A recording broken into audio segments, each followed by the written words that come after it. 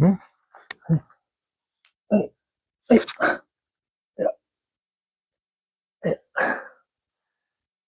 呢啲情況就有時都見到嘅，同埋亦都診所都成日都會見到呢啲情況。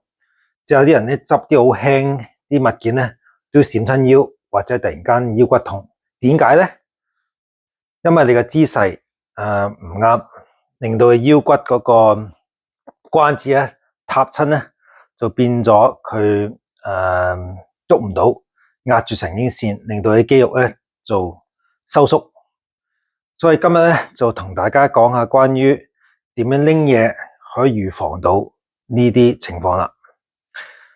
第一樣嘢咧就係最緊要咧係想點樣去唔好喐到個腰骨。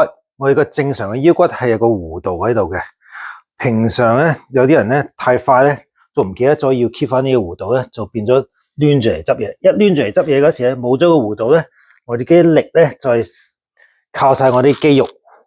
通常我哋嘅上身咧就係大概2/3我哋個全身嘅體重嘅。例如如果你係100磅嘅，我哋上身嘅體重咧係大概66磅或者70磅到嘅。所以我哋唔拎任何重嘢，我哋咁樣彎住個腰，我哋個腰骨咧亦都要發出70磅嘅力，我哋先可以上翻嚟嘅。所以咧就唔係拎嗰件物件重唔重或者大唔大影響我哋腰骨痛，係好多時我哋嘅體重亦都會影響到我哋嘅腰骨會閃。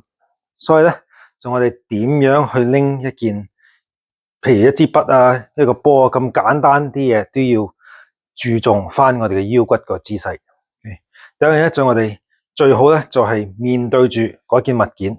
OK， 之後咧就試下練靠我哋嘅臀部去彎，即係趌出個屁股。OK， 呢個動作咧好似坐無影凳咁樣嘅，我哋咧就試下練向後坐嗰時候，你見到個腰骨咧依然咧有翻個弧度喺度嘅，我企翻喺度，做幾下，俾你睇下點樣做呢個姿勢。呢個姿勢咧做膝頭哥咧唔好超過個腳趾，因為如果超過腳趾咧，你個膝頭哥亦都發唔到力嘅。有時特別如果年紀大咧，有啲人嘅膝頭哥開始退化咧，如果你嘅膝頭哥過咗你個腳趾嗰度咧，就好容易失平衡又跌。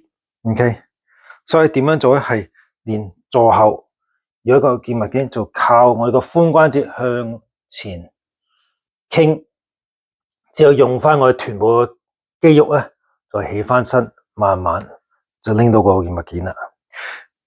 咁嗰件物件大細咧，最緊要咧，你個身體係向住佢。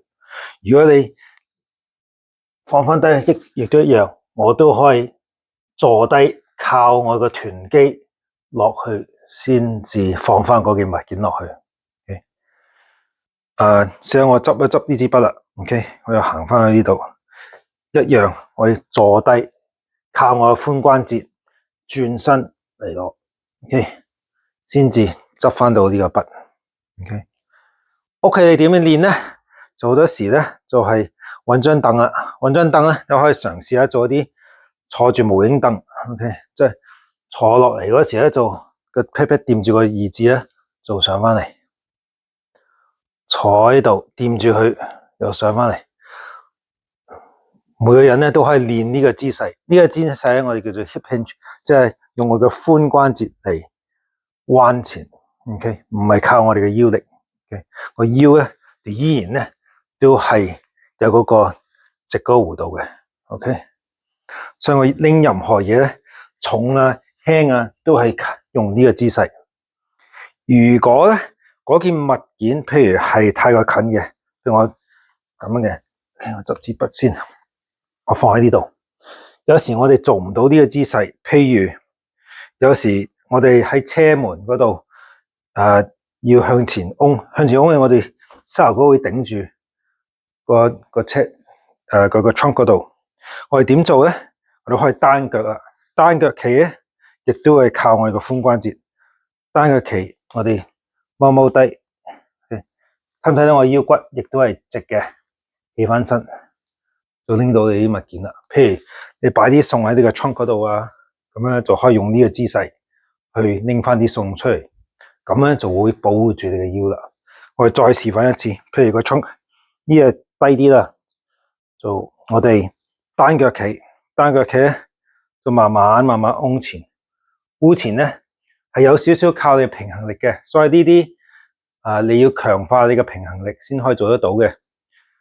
單腳企，我屈膝，我腰骨依然直嘅，我就可以拎到嗰件物件啦。Okay? 希望呢個 video 咧就幫到你預防到你閃腰骨啊，同埋教到你點樣正確拎物件。拜拜。